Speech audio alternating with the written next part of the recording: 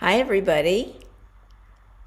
I'm glad to see people coming in, and I'm going to ask you to fill in the poll because I would like to know if you're a student, if you're a parent, if you're a student, what grade you're in, and that way I can have a sense pretty quickly about who I'm talking to and how to angle this presentation to really be of maximum benefit.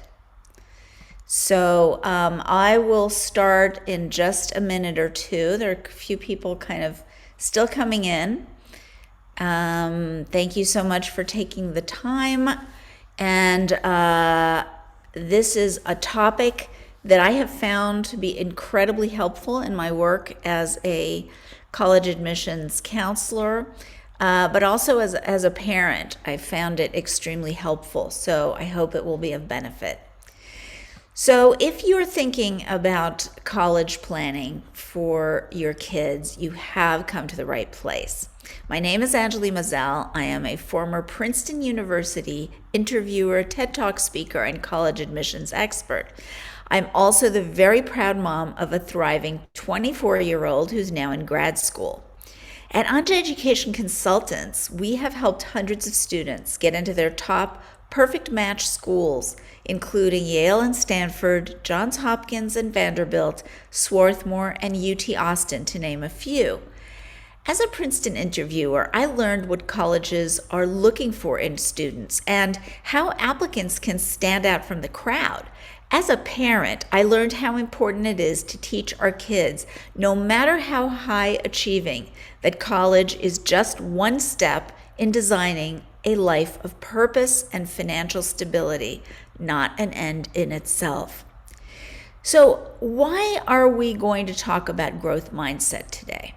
Well, because according to many studies conducted at top universities, learning growth mindset and applying it is a powerful key to both academic success and resilience in uncertain times. This research shows that cultivating growth mindset and learning from setbacks instead of being crushed by them helps teens succeed. So why not make this part of our kids' lives beginning now? To understand how to apply this concept, we'll be exploring the difference between growth and fixed mindset. So what we want is really to help teens relish challenges instead of being intimidated by them, and we're going to explore that. So please look at, if you have any questions, please put them in the Q&A, and there will be a time at the very end for us to go over them. So what about the growth mindset in terms of this wonderful quote by Johannes Haushofer, assistant professor of psychology at Princeton? Most of what I try fails, he says, but these failures are not often visible, while the successes are visible. I have noticed that this sometimes gives others the impression that most things work out for me. So how many times have we caught ourselves, comparing ourselves to others and looking at their accomplishments and thinking that there's something wrong with us because we're not achieving in that way. Whereas, and he published this, his CV of failures, which a lot of professors have now been doing online, is showing all the things they applied to that they didn't get into. Of course, the things that they did get into led them to where they are today. But along the way, there were a lot of setbacks. So the question is, how do we deal with those setbacks? And again, please put the Q&A in the Q&A box. So now, growth mindset compared to fixed mindset. Let's look at what that actually entails.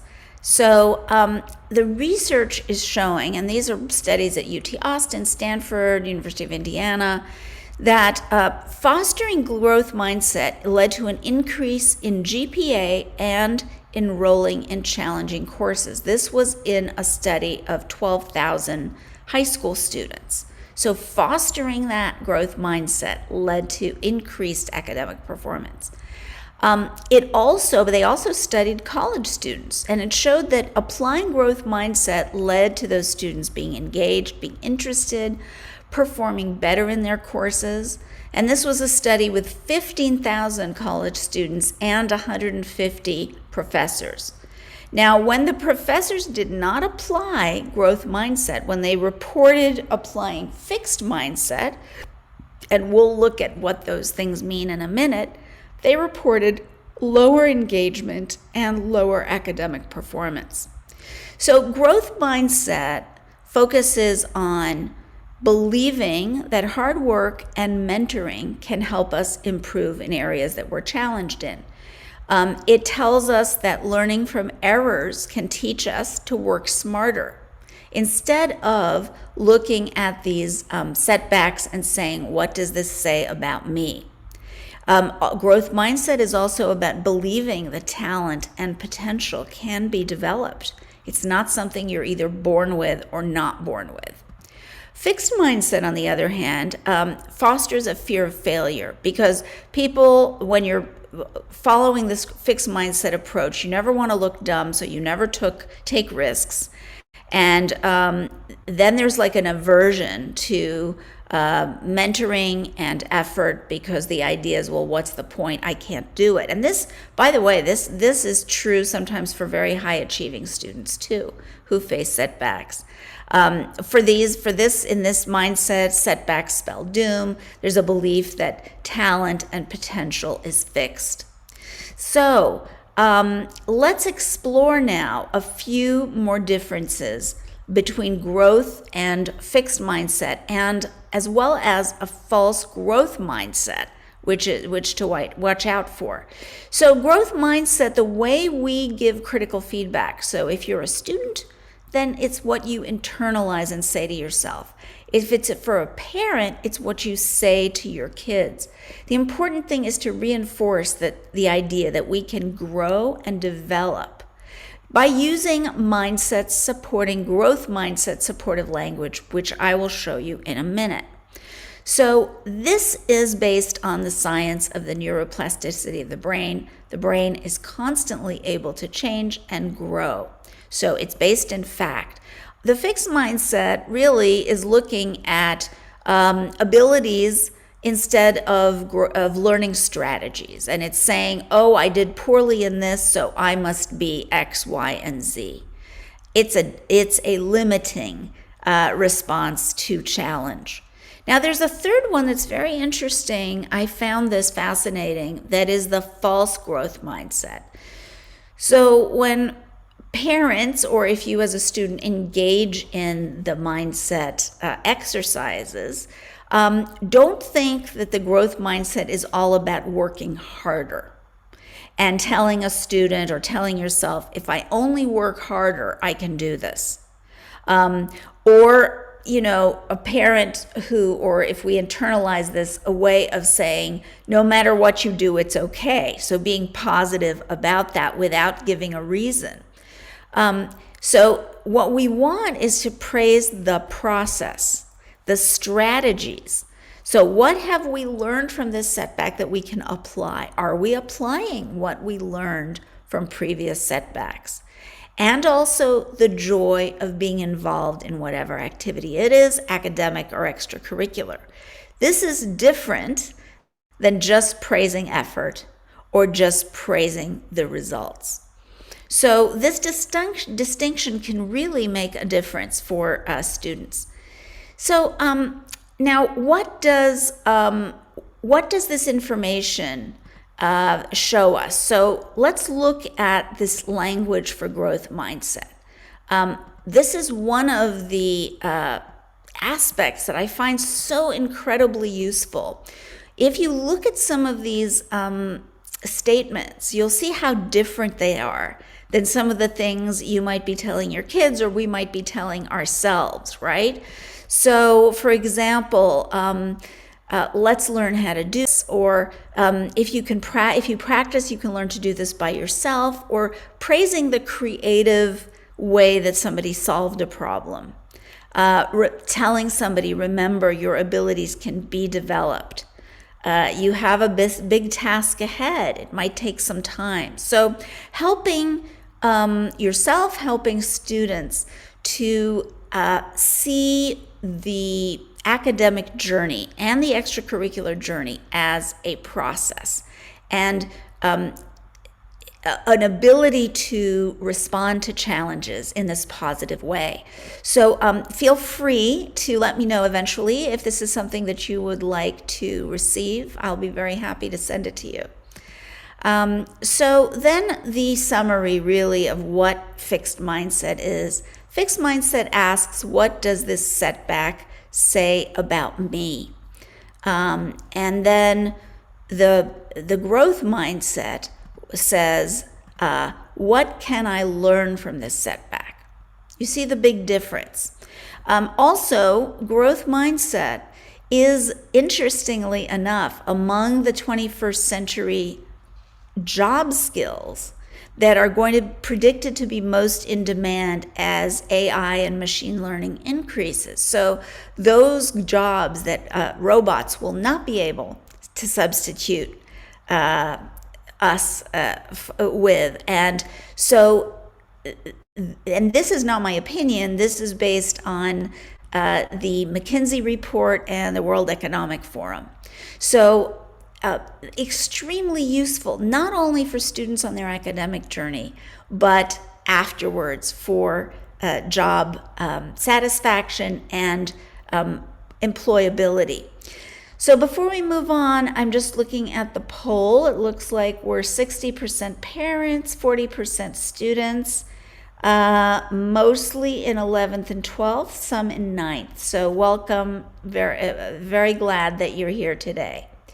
So next, what I want to ask you is, what does this information about growth mindset, as well as my inside knowledge of selective college admissions as a former Princeton interviewer, and my experience as a parent, what does that mean for you?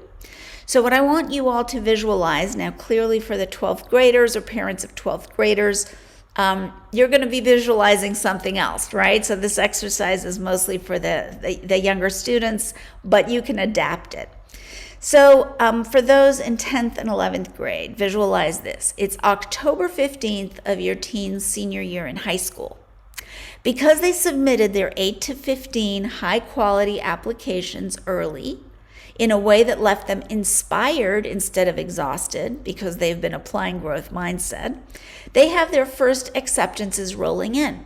They've gotten the scholarships you were hoping for, so now you as parents have the funds, the time, and the peace of mind to plan that family vacation for the winter break you have been fantasizing about. You're thinking about mountain or beach, domestic or international. And in this scenario, what is your child thinking about? So instead of being close to burnout by juggling applications with schoolwork and extracurriculars, something that I'm sure that the 12th graders can attest to, instead of dreading winter break because they'll be cramming their applications and submitting essays that might be subpar, your teen is now free to pursue the academic and extracurricular activities that mean the most to them and that enhance admission results.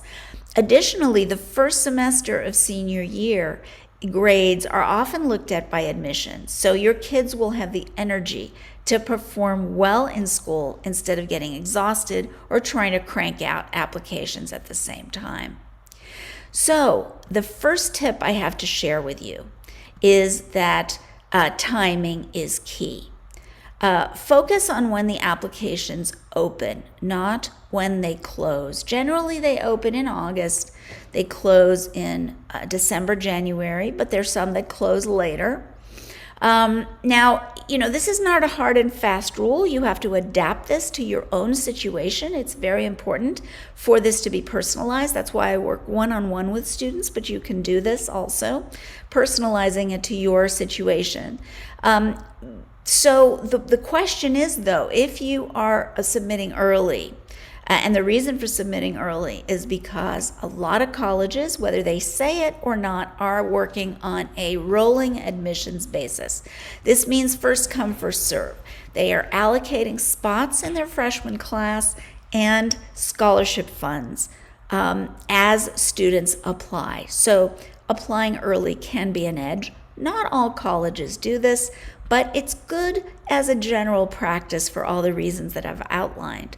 So how do you get ready to submit those standout applications within the context of growth mindset in a positive and constructive way? So toward the end of this webinar, I'm going to share the blueprint that I've developed over many years in this field, and I will offer you also a free strategy session if you want to meet to discuss your specific situation. So please stick around. But first, I'm going to introduce you to the steps of the blueprint through 3 case studies with 1 tip for each case study. So let's start with Tony. Tony came to me his sophomore year, and he said to me, well, everybody tells me I should go into engineering because I'm really good in math. But the truth is that I saw he was not excited about this. His body language was all about kind of resignation, not about excitement. And then he kind of added, kind of apologizing, and I also make art. So when I saw the artwork that he was producing, I saw that he had a real talent and a spirit of creativity. And so I matched him with a mentor, an art mentor locally, and then I had him apply to the Rhode Island School of Design for the summer. And the upshot of this was at the end of the summer, after he had done this program, he said, I know exactly how I'm going to combine my love of art and math. I want to go into architecture. And he was absolutely excited about this. And it was reflected in his application process. So he's now at Rice University studying architecture. He turned down a $100,000 scholarship from Tulane. And his main kind of approach here was to I asked him a different question to help him find the sweet spot between passion and talent. That's what I encourage you to do. Instead of focusing on asking, your teen, what do you want to be when you grow up, right? Nothing wrong with that question. But there's a different way to do it. We can find out what lights them up, right?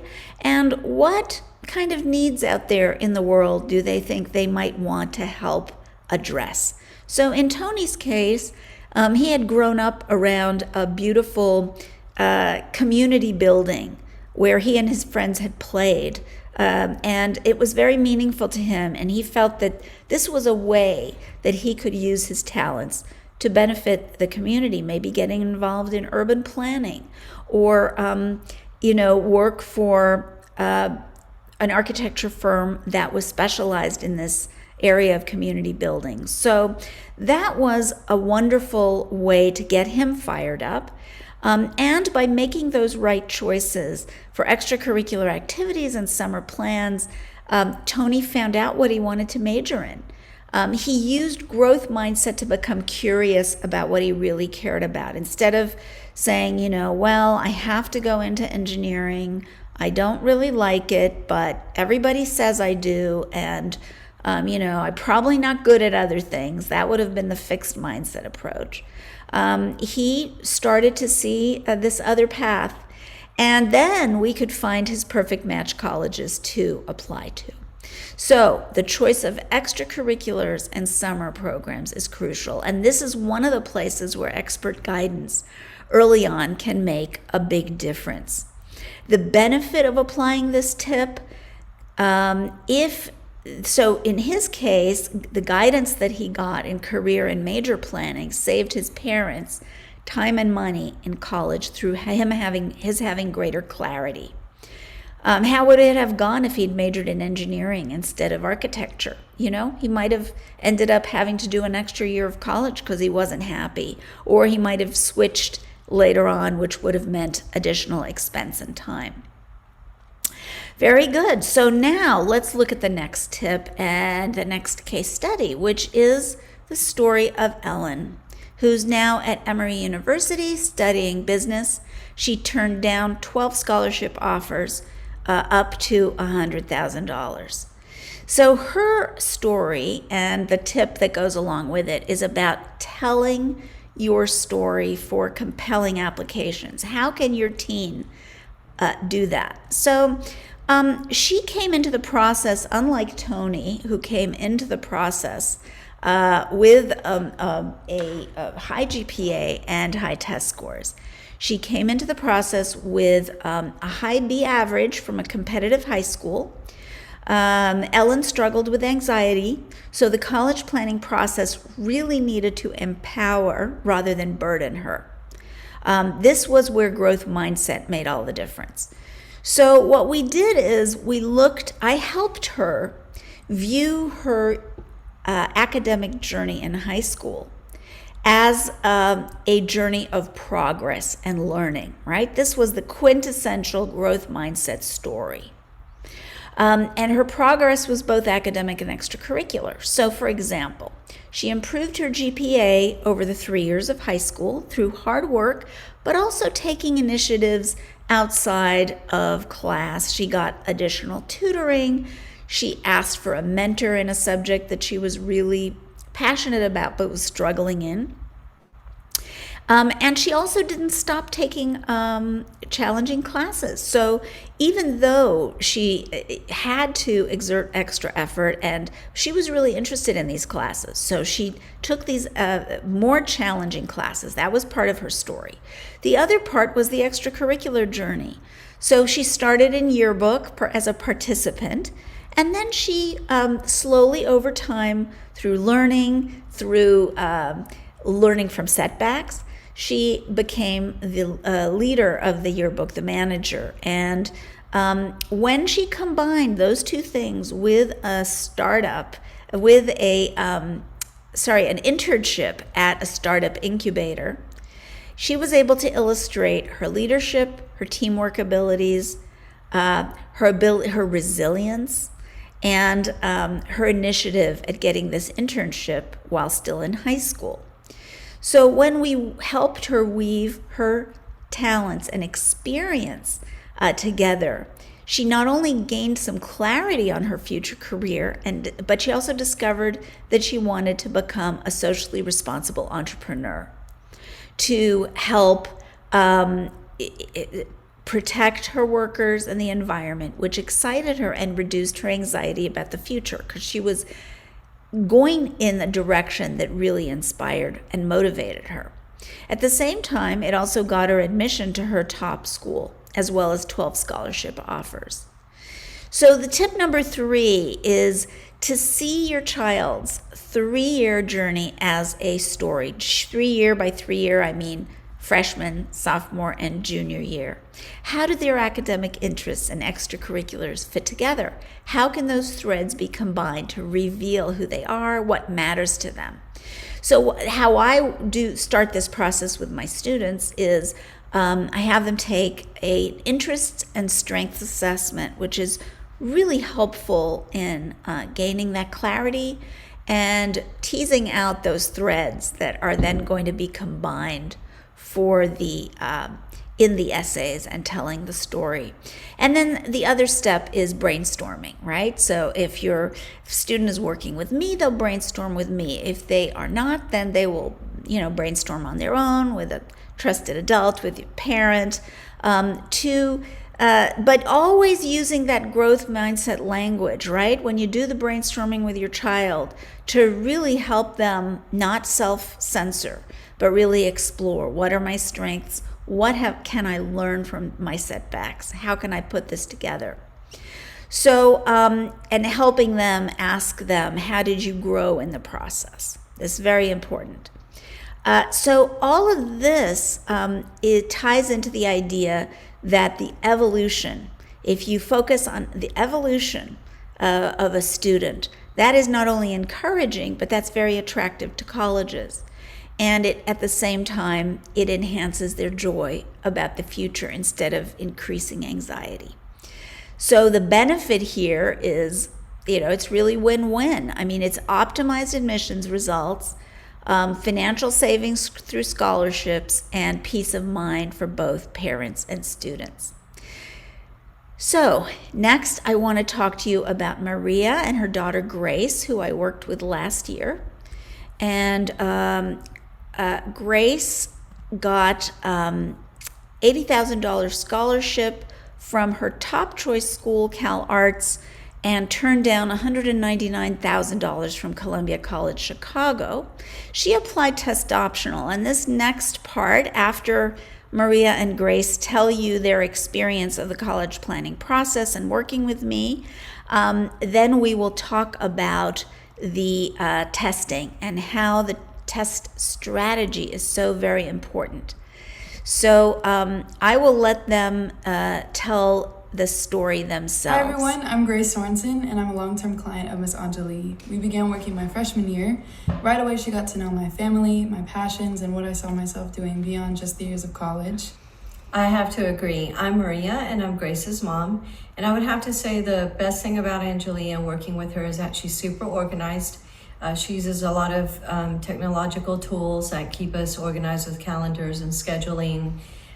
What I loved is that she made Grace responsible for all of it. So selfishly, I didn't have to do all of that. And I actually love that she made her become very independent and very responsible for her learning and for her goals and reaching them. We love her dearly, and Absolutely. We are very grateful for her because she goes far beyond just academic learning and growth.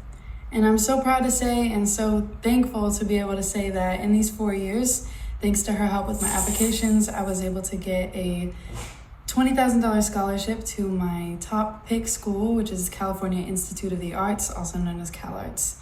So thank you, Miss Anjali, for everything that you've done for me. We love you so much, and we can't wait to see what other lives you get to change. Thank you. So she mentioned $20,000. Actually, that was $20,000 per year. That's why it ended up being an $80,000 scholarship.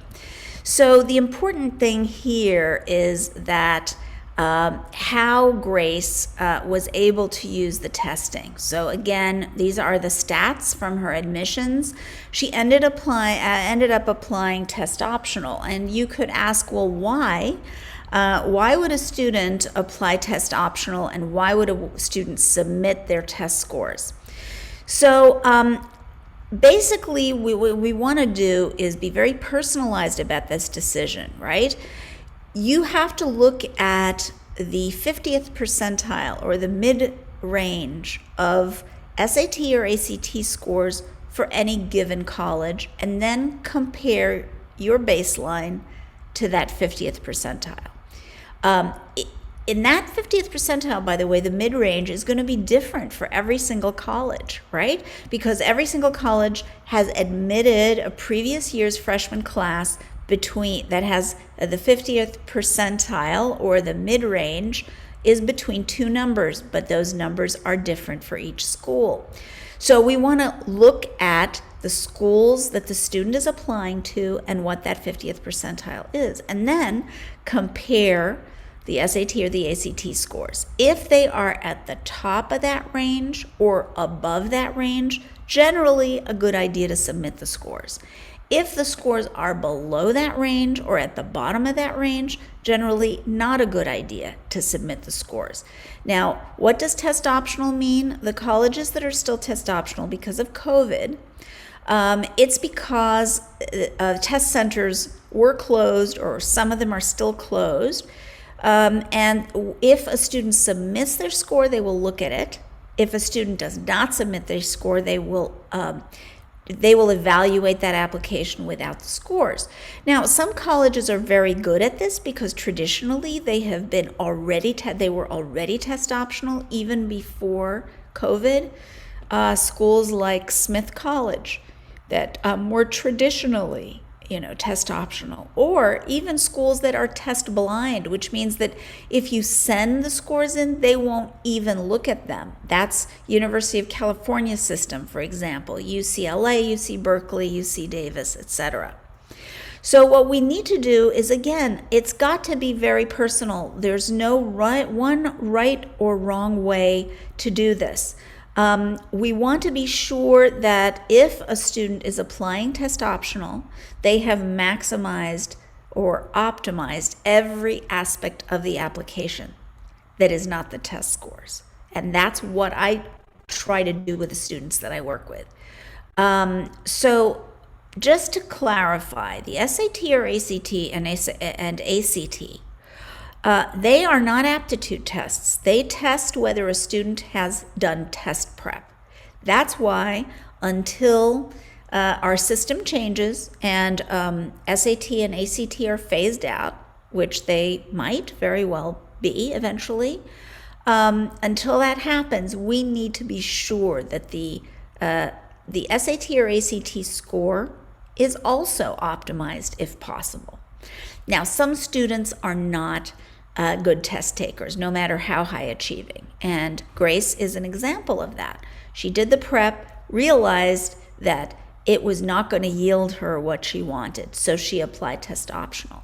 It does not mean that in all cases that's a good idea. So I just want to be very, very clear about that. So you might at this point be wondering how all the pieces of the application process fit together, when your child, especially your juniors, should be doing what to get into these great colleges, apply growth mindset, and thrive. So over the years, I have developed a proven blueprint for what to do and when, which I want to share with you. And after that, I would like to show you how you can access it.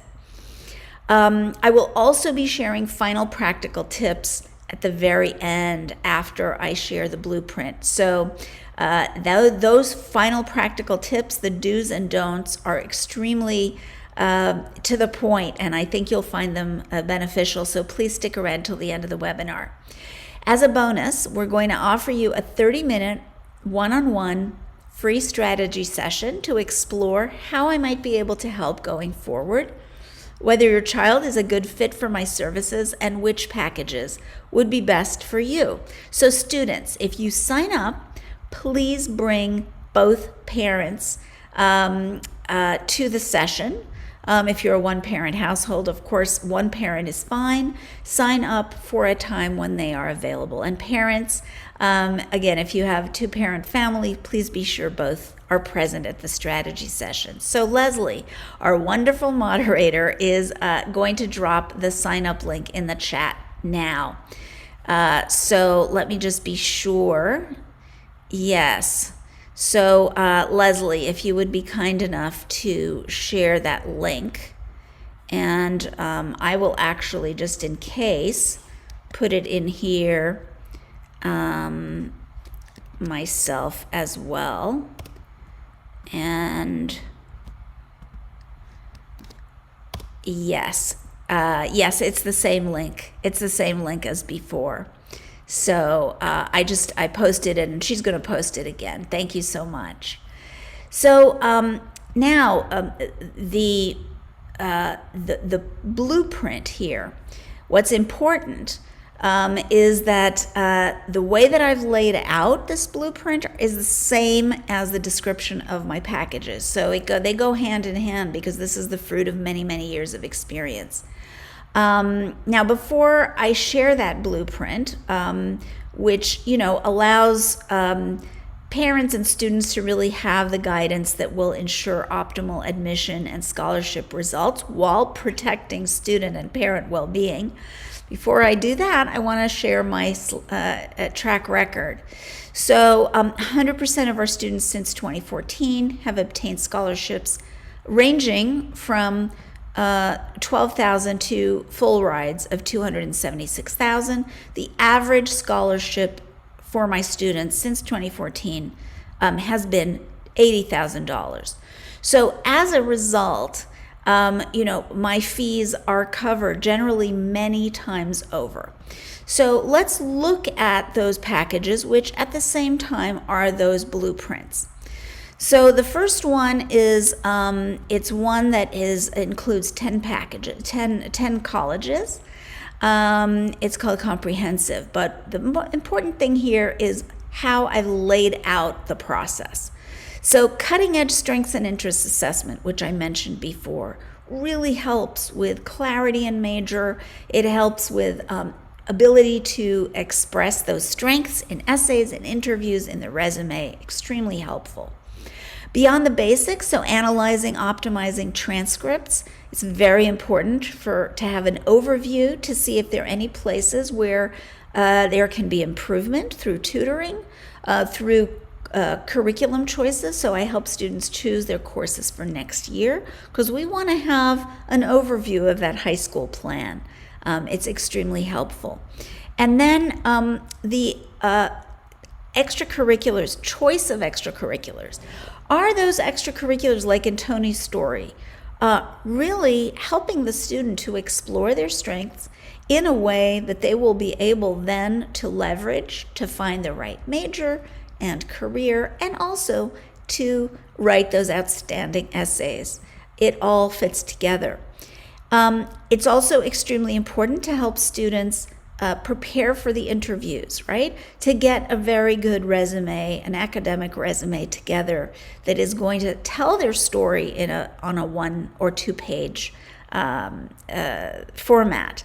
And then speaking to admissions, right? How the kids communicate with admissions by email, by phone, it's important. Some of these things are not taught in school. In fact, generally, they're not taught in school. So if you're a parent, either you're going to be doing that or you're going to be bringing on somebody like me who can help with that. The social media training is extremely important. Studies have shown that colleges are sometimes it's not all the way across. Sometimes it's spot checking, but there is a way to leverage, for example, the LinkedIn profile, and I have somebody on my team who helps students do that.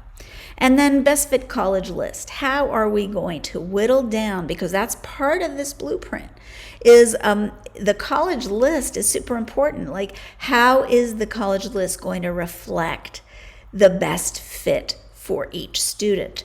And that fit has to be financial, academic, extracurricular, cultural, geographical, right? So extremely important to spend time and not to do it, just kind of pick by recognizable names. That generally doesn't work out well for students. And then I give students an SAT versus ACT diagnostic to see whether they'd be more likely to score higher on the SAT or the ACT, and then recommending a testing plan. So this is part of the blueprint. Very important to have a plan and to know which way to go. You don't have to take both the SAT and the ACT. One is enough. And then in this particular comprehensive package, it's all the aspects of the applications, all the forms, all the follow-up forms, everything is included. So if you're planning this yourself, be sure to set aside a lot of time, because this is time intensive. And then the essays also, you are going to want to go all the way through from the brainstorm to the polished final draft. Give time so that those essays can be the best that the student is really capable of producing. And when students work with me, my team and I work from the beginning all the way through that end with all the essays proofread to be sure. I also have somebody on my team who's a former top-tier college admissions officer who looks over the applications to make sure that we haven't missed something, or that the strategy is really going to serve the student. And then if the student is waitlisted or scholarship the scholarships to be negotiated, we can do that. So remember, if you're doing this on your own, if you're waitlisted, there are things you can do. If you have to negotiate, if your second choice college offers you less money than your if your first choice offers you less money than your second choice, there are things you can do. So this should be helpful. And then applying growth mindset that we talked about today. And also that idea of, aligning with purpose in the sense of what really matters to the student. can the student use their talents to benefit the world, and how can they do that? So all of that together is $13,997 with a $500 discount if you sign up for that 30-minute one-on-one free strategy session. So please, Leslie, if you would paste that link again for students and parents to be able to apply, remembering that to bring both parents and for if you're a student. And then the final cost comes down $500. Now the next one, next option is the premium, which is the same as the comprehensive. So we don't have to go over all of that, but it also includes 18 hours of test prep for the SAT or the ACT. I have a partner who is a fellow Princetonian, runs a tutoring service, and only has really excellent tutors who have helped students increase their scores significantly. So we match the student with the tutor. And so that's included, and 5 additional applications. So instead of adding those to the other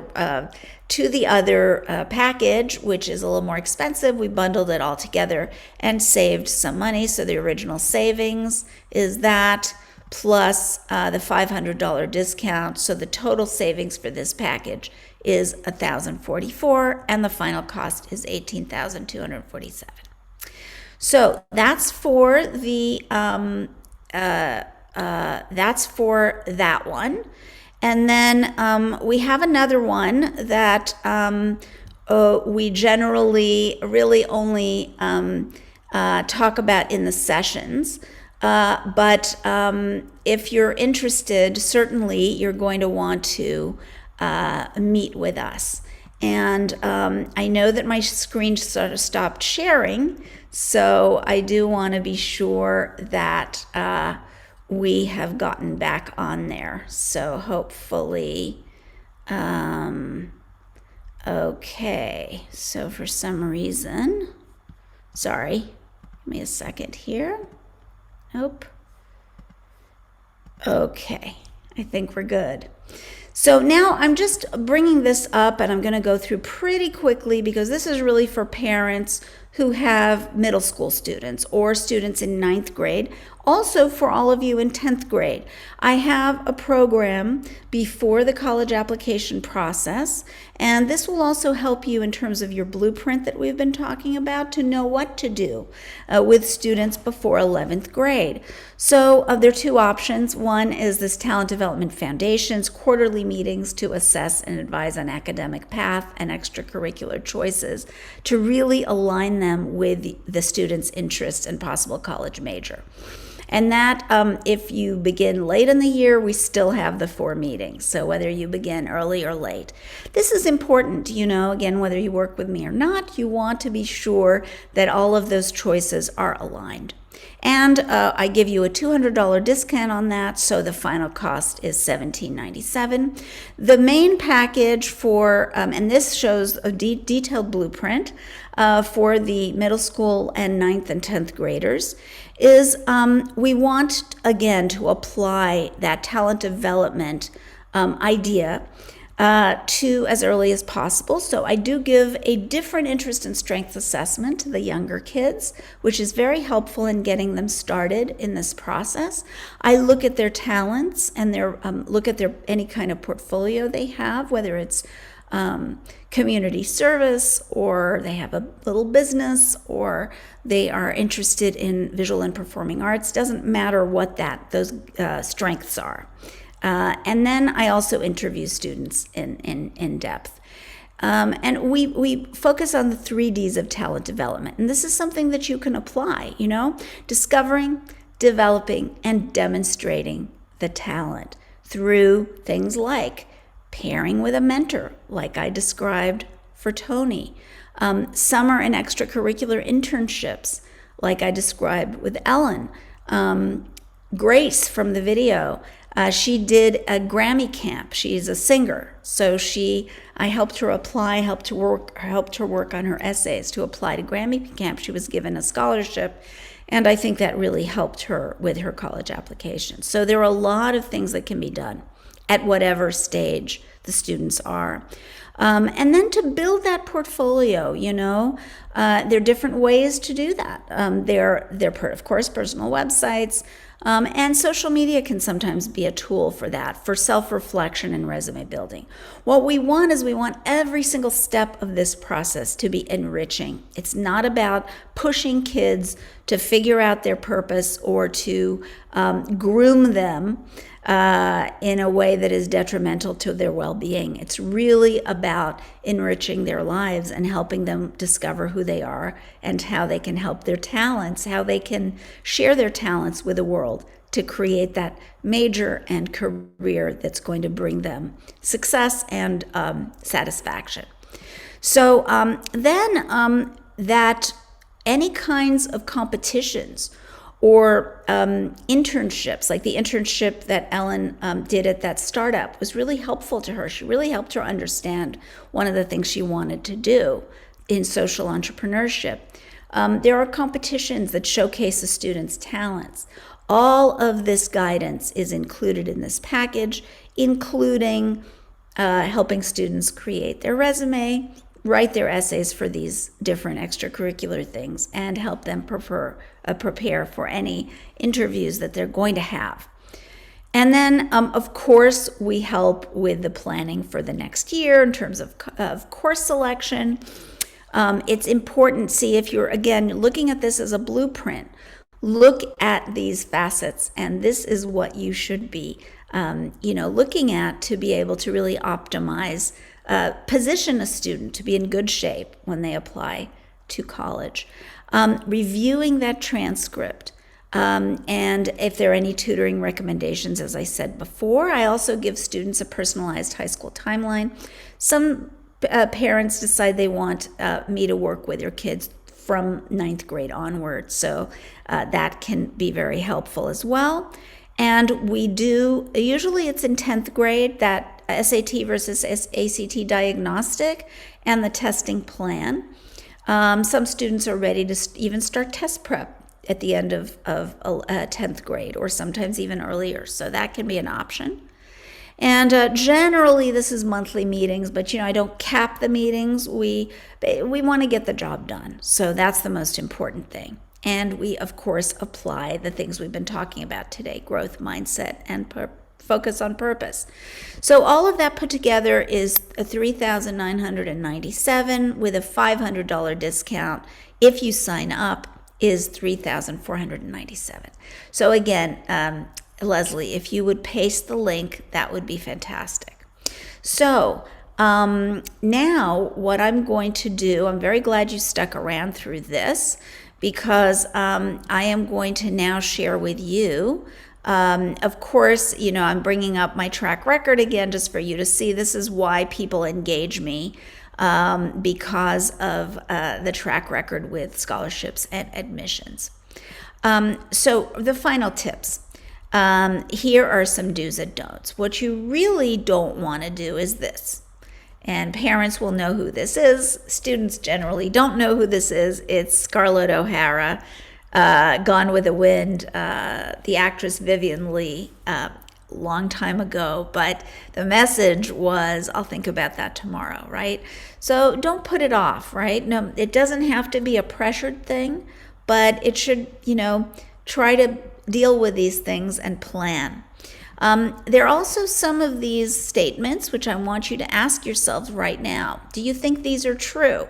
My children need to get into a top 10 to 100 ranked school to be successful in life. If they don't get into X school, their life will be ruined. And if they don't become a doctor, lawyer, engineer, they will be poor. Of course, these are false. Now, they're not false because I say so. They are, according to research on the outcomes of college students, the best predictors of success for college students is not the school rank, but two things: being closely mentored by professors in college So that's why it's great to start that mentorship already in high school. It's a great preparation. But again, in college, being mentored and engaging with the college community in an active way, which fosters a sense of belonging. Again, these two things are in the high school planning timeline that we talked about in the blueprint. But in college, these are the predictors for success after college. It's what you do in college that matters, not the name of the college that you attend. Now, having said that, of course, we're talking about, as long as it is a college that will give that strong education, that has good outcomes, that offers students career counseling in the college, that helps them get internships during college. I mean, a certain level, the minimum level has to be there. But I'm talking about, other fine points that don't need to be looked at. So the other thing I add is choose work that is in line with 21st century job skills. Like we talked about, growth mindset is so important, but that's just one of many of these soft skills, things like creativity and resilience and cultural sensitivity. There are a lot of different soft skills that have been predicted to be extremely important in the future. So to be sure that students cultivate those things. And then, of course, we want to do the following. Focus on fit over rank. Redefine success in the college admissions process. Focusing on a dream school, nothing wrong with that. But think about it in a larger context, about kind of dreaming about the life that you want, with college as one step in designing that life. That's all, not a destination. Teaching growth mindset, that language that I shared with you. And you can also look it up. It's something that can really change the course of a student's life. So for students, I encourage you to look at it and start to internalize some of that if you can, or get some guidance in that. And then the timeline, we talked about trying to go earlier, just in terms of first come, first serve for some of these colleges. And then not all kids are going to know what they want, especially in the first couple of years of high school, but even sometimes in 11th and sometimes even in 12th grade. The important thing is to give them the steps and some ways to explore so that they might be able to find out, right? And also celebrating the Renaissance kids who have a variety of talents. Sometimes parents are like, well, how are they going to bring all those talents together? Or those interests together? Well, there are more and more interdisciplinary majors, more and more colleges that really value students like that. So I work with a lot of these Renaissance kids, and it can be very exciting. And then really try to align, just like we looked at in the case studies, those choices, extracurriculars, and of course all the elements of the application, the essays, tying in with what really matters to the student, how they have used their talents to benefit others. It will be organic if the focus is really on self-reflection and growth mindset and purpose, and not on getting in. Nothing wrong with getting in, but not as the main focus of this process. So also reconcile students' purpose with college's strategic enrollment management. Open those emails that the colleges are sending you, the colleges that you want to engage with, not all of them, because they are setting it up really like a business. They are engaging with you as if you were customers. And so knowing that, you can also use the system to your advantage. Cleaning up the digital footprint, but also leveraging social media to demonstrate interest. It's very, very important. And then, documenting, having something to share on a personal website or on a portfolio, or on a platform like Circled In, which is an interesting platform to explore. Even on the Coalition app, which is one of the main applications. There are places to upload things like videos and other demonstrations of talent. And then, the younger students and parents with kids who are in like 9th and 10th grade, even 11th and 12th. The idea is to help students go deeper, not wider, help them strive for mastery, because there's something in psychology called the joy of mastery. It's also wonderful to have that sense of accomplishment, to help them focus on the process and not exclusively on the results. And growth mindset is a key in this area. And then the other thing is, rely on informed guidance as soon as possible, because it can save you time, money, and hassle. So what are we all really looking for our kids? And we're hoping that they're going to discover their talents and use them to build a joyful life of purpose and financial stability. Really, we want our kids to thrive. So whether we're parents or students or counselors, this is so vital.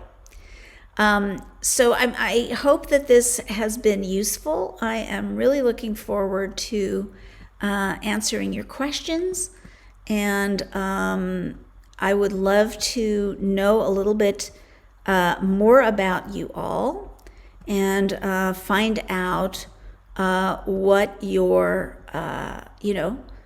individual situations are. Please don't forget to sign up for that free strategy session by clicking on the link that Leslie has put in the chat. And some of the questions that are often asked have to do with things like what is the difference between the SAT and the ACT, and which kinds of students are best suited to each. The SAT is a little fewer questions, but there are some trick questions. The ACT has more questions, but they're more straightforward. So ACT rewards speed, and SAT rewards kind of more strategic thinking. So that can be something useful to know. Another question that I often get is, do you know what about the interview process in college admissions? Who gets interviews and what are they about? So I was an interviewer for Princeton for many years. I interviewed a lot of students. Some of the most selective colleges, they have alumni like me who are given this opportunity to talk to prospective students, to share our experience, to answer questions. And some admissions offices, although it's getting kind of to be fewer, do offer admissions interviews by an admissions staff person. So they're similar in the sense that the alum is going to write a report after that interview and is going to talk about whether the student has demonstrated passion for what they're doing. Basically, all the things that are not visible in the transcript, in the resume, and in the essays. So this is a very it's a great opportunity to demonstrate, to show the college, whether it's through an alum interview or an admission interview, some of those soft skills, communication, and the passion that you might have for the things you've been involved in. And then also, to ask the specific questions that are not, you don't want to ask questions where the answers are already on the website, right? Don't ask something like that. But if it's an alum, asking about their experience. If it's an admissions officer, there are other things you can ask. So you need to do your homework. I actually take students through a 3-step process to prepare for interviews. I brief them on possible questions and ways to explore. I have them prepare and do their homework and look up the school to really be able to say what they love about the school, right? And then we do a mock interview. So that can be a very useful exercise as well. So at this point, I am going to, let's see, we do have a couple more questions. Let me see if I can, there seems to be a Q&A, but I am actually having some kind of a technical issue to be able to open it up. So I can't actually see what is in the Q&A.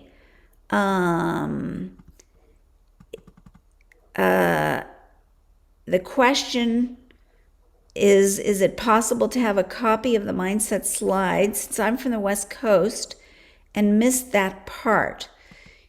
Yes, so I'm putting it in the chat. Send me an email and I will be happy to send you the slides. So I just posted my email. Because when I click on Q&A, interestingly enough, it's just not showing me anything. Okay, very good. Well, listen, thank you for coming. I am very glad to have been able to share this information with you. I hope that you have found it useful, and I wish you all the best at whatever stage you are, whether you're a parent or a student in the admissions process. And please know that I'm available if you need to chat or want to connect in the strategy session. Take good care.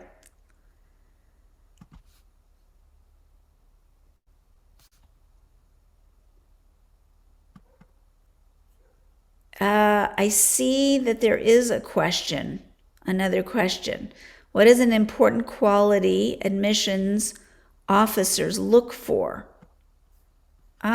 Okay. An important question admission officers look for. I think that character is extremely important. So helping students cultivate those relationships with their teachers, because those are the teachers that are going to write letters of rec. It can be very good for the student because, again, we should not look at this exercise, this college admissions and planning process, as a way of pressuring students or grooming them, right? We have to give them opportunities that are going to both develop their own resilience, their own character, and yes, why not give them skills that will be useful when they're applying for jobs and internships. That's what my whole life skills boot camp is all about, with all of those communication skills. So admissions officers, they want to see students who are passionate about what they do, who are responsible, and who have character, who've demonstrated resilience. Now, not all students are going to have all these things, right? So, but, fundamentally, the same things that make for a passionate, responsible, and, creative thinker are also going to be the qualities that are going to be very helpful in the college admissions process.